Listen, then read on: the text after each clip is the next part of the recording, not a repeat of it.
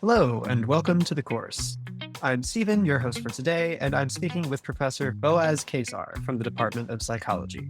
Professor Keysar is the William Benton Professor and has served as the chair of the Cognition Program since 2005. Before arriving at Chicago, he was awarded a Fulbright Scholarship during his time at Princeton and later received the John Simon Guggenheim Memorial Fellowship.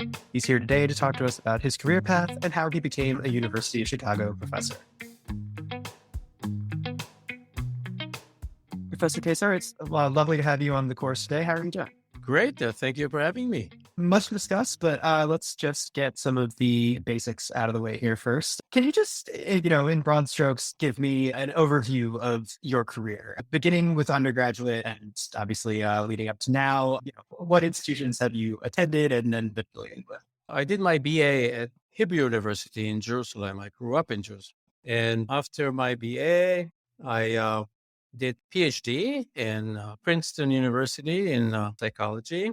Oh, by the way, my BA was in philosophy and psychology. And then when I did my PhD, I did it in cognitive psychology. And then I did 2 years of postdoc at Stanford University in the psych department, and then started my first job and only job at the University of Chicago in the psych department. Wow. Okay, and so you've been there for how many years now? Oh, a long time. Since 91. So that makes it 31 years. Wow, that's impressive. And getting into your actual field of study a little bit, could you, explain in terms that a layperson would understand what the focus of your study is and what kind of research you're doing right now? So in the last several years, my lab has focused on the kind of broadly speaking, the question of what is the relationship between language, what language we use, the nature of language, and the way that we make decisions, reason, think, and so on. Okay. Well, yeah, I mean, we'll talk more about what you're actually doing right now in a little bit. But first, I want to go back into your biography. Can you just describe a little bit your upbringing and if there were any signs, when you were a kid, maybe like middle or high school age, that you were going to go into this field? I mean, I understand that you were thinking about academia at a young age. Is that correct? I was thinking about academia, but in very vague terms. I actually didn't really understand what it means to have an academic career. Now I know that I didn't understand back then. But I grew up in Jerusalem. My parents were not academics, but my father works at the Hebrew University as a technician. And so I had a lot of exposure when I would go visit him as a young child, and the professors there would spoil me. That was very nice. And I loved the environment and the way it felt at the university. But I really didn't understand what was going on there, what the people doing. So I grew up in Jerusalem. I don't think I had anything to do with psychology when I was growing up. And I was always a good student, but nothing out of the ordinary, I would say. And then, in Israel, there's a compulsory military service. So I spent 3.5 years in the military and became an officer there. And then it wasn't clear what I would do in life. I did not have any particular plan. So I actually tried to sell things, to just make money selling and do door-to-door selling of, what was it back then? Alarm systems. It was a major failure. I don't think I sold one in like 3 months. I reached the conclusion that I have no talent for selling anything. And so I said, I have to go back to school. And that's what I did. That's funny. Do you think there were any lessons from your brief stint as a salesman that are still relevant to your career today, or not so much? Well, there's one big lesson, which is you got to prepare. I was just thrown into it without any real serious preparation and bombed because you have to prepare. It doesn't matter what you do. It doesn't matter if you're going to do something spontaneous. You got to prepare even for that. And so that's one big lesson. Another is, I reached the conclusion that I have no talent for selling anything. And I think it's wrong because I ended up in a career where at the end I realized that half my time, what I do is I'm selling. I'm selling ideas. I'm selling my projects to funding Right. agencies. I'm sending my articles to reviewers, to journals. And so I've done very well, actually. So it's not true that it's not about talent. I think it's more about how much are you interested in what you sell that would give you some ability to actually do it. That's an interesting point, and I do want to get into that aspect of the job, but I also, I'm just curious. You said you realized you had to go back to school. What led you, down the path towards studying psychology? I ended up in psychology because when I was in the military, I had a little bit of time some summer and I took a course, a correspondence course in social psychology. And that was very, very interesting for me.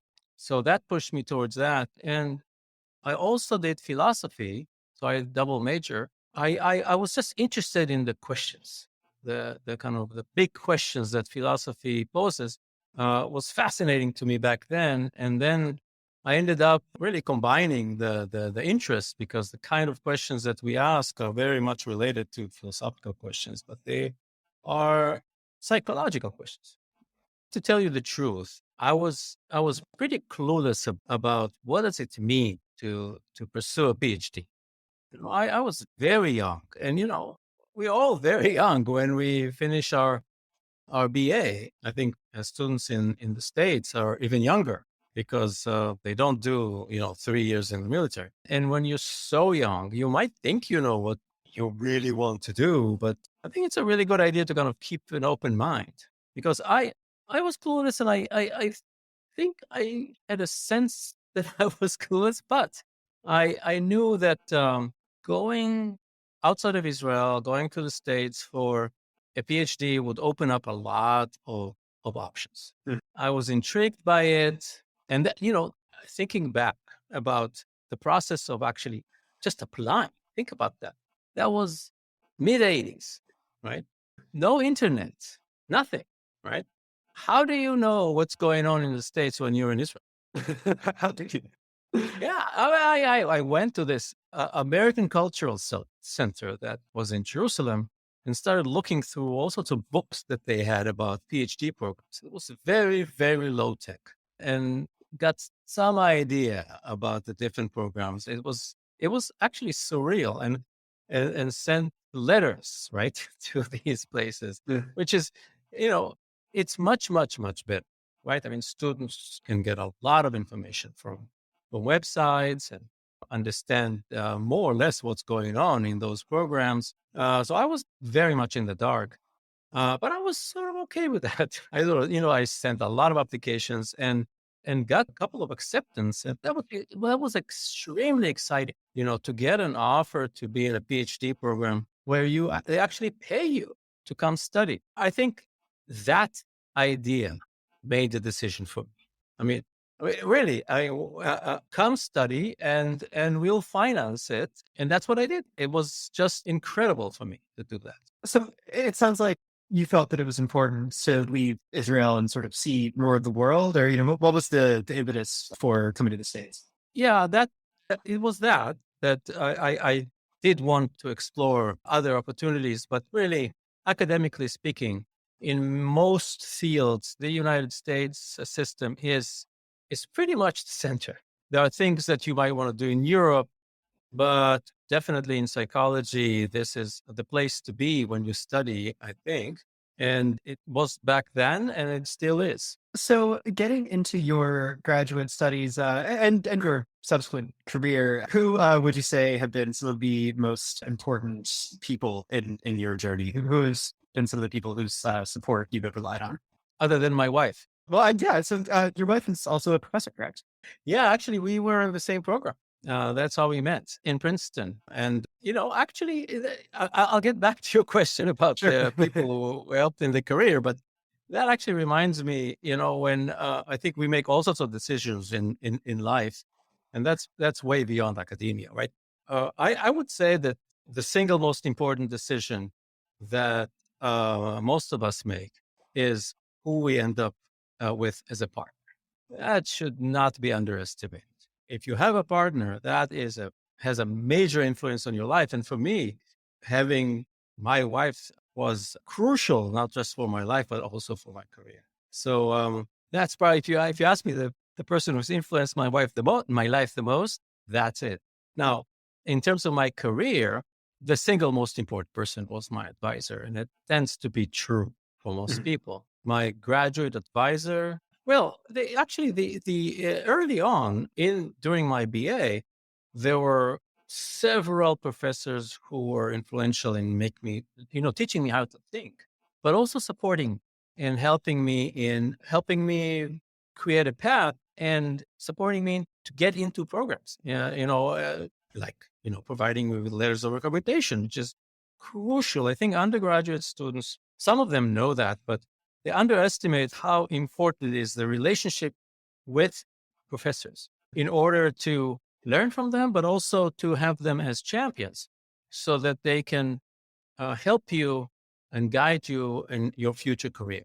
But really, in terms of academic career, my graduate advisor, Sam Glucksberg, who unfortunately recently passed away, has been the most important figure in my career. He accepted me into his lab. Very, very smart guy. I kind of always amazed at his wisdom. But not just that, he was a very kind person. I have no idea what he saw in me and why he believed in me, but he did. And that definitely helped me through graduate school. It was, and not only did I learn a lot from him, but you know, there there are so many things where you need people to be generous with you Yeah. because we are not always on our performing at our best. And when somebody believes in you, then they tend to err on the positive interpretation of things. Right. So he did that. And another thing is to understand about relationship with these kind of figures like advisor, especially in academia. It's a long-term relationship. Graduate students, I think it takes people time to understand that it's not just the 5 years that they go to graduate school. This is just the beginning. I have benefit from Sam's support for 30 years, more than that, right? But he was important for me all along. And so this kind of relationship, it changes the kind of support you get, the kind of championship help that you get changes over time, but it's always there. And so that relationship is crucial. So we get a lot of help. I mean, there's this myth that people are just, self-made individuals that just do it on their own. It doesn't exist in academia. We get help from amazing people. And, I try to help my students become amazing people. I mean, it's always about kind of relationship and supporting each other. It's more like a family model than anything else. Yeah, that's a great description of that, and a really good point. I want to turn now to what's going on with you currently, and what's going on in your field. You said before we started recording, you're on sabbatical back in Israel at the moment. What is exciting to you right now? Either in your own research or just in the field in general. What are you kind of most interested in pursuing or learning about these days? In terms of the themes, I say we because in my field, it's never just the professor. I have many papers that are published about projects with a lot of experiments and contributions and all this, but it's not like I did it. It's all collaborative. We work in the lab, and really the graduate students are the ones who are the driving force of the projects. That's pretty much true for almost everything. So I really enjoy the collaboration with my graduate students, collaboration with other faculty around the world. Actually, I have many collaborations around the world. That is a huge amount of fun. It's intellectually stimulating, and it keeps me going. So in my lab, for the last several years, we have been focused on, for example, one of our major foci is the question of how do we live in a language.